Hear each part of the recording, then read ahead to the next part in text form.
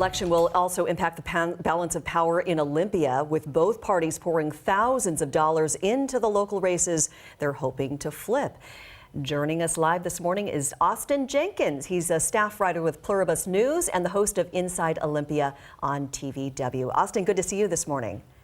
Good morning, Mimi. Good morning, Christine. All right, we have a lot of races to talk about. Let's talk about District 26 on the Kitsap Peninsula, Austin, which is the most expensive race this year for the state legislature. Tell us why. That is one of the few really swing districts left in this state. It is a competitive district, and it's a district that Republicans really thought they had a chance of picking up this year.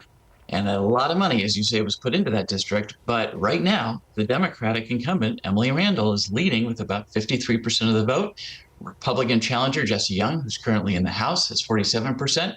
You know, a lot of ballots still left to count, but Emily Randall performed pretty well in the primary. I think Democrats felt very good coming out of that, and they're certainly hoping to hold on to this seat. But this was the one to watch in the state legislative contest this year. And Austin, there's another big state Senate race in Whatcom County that is currently held by Republican Simon Sefcik, who was only 22 years old at the time when he was appointed. How is that race looking? So once again, that's a race where you have the Democrat, Sharon Shoemake, currently in the lead. This is pretty close, though, about 51% to 48%, maybe 49%. So again, too close to call, but this is a seat that has been held by Republicans for years. Doug Erickson held the seat. He passed away. Simon Sefcik was appointed to that seat.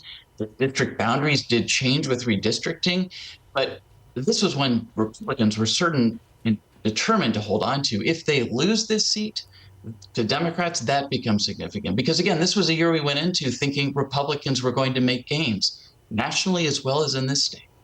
So, Austin, when you take a look at the state legislative races, how could this midterm election impact the balance of power here in Olympia?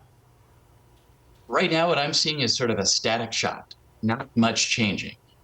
There is the potential still for, if the late arriving votes benefit Republicans and some of these races change around, it's possible for a couple of pickups there. It's possible Democrats pick up a seat or two. But right now, really, it looks like nothing much changes. Democrats will still have solid control of Olympia. Austin Jenkins with Pluribus News and the host of Inside Olympia on TVW. Thanks so much for your insight this morning, Austin. You're welcome.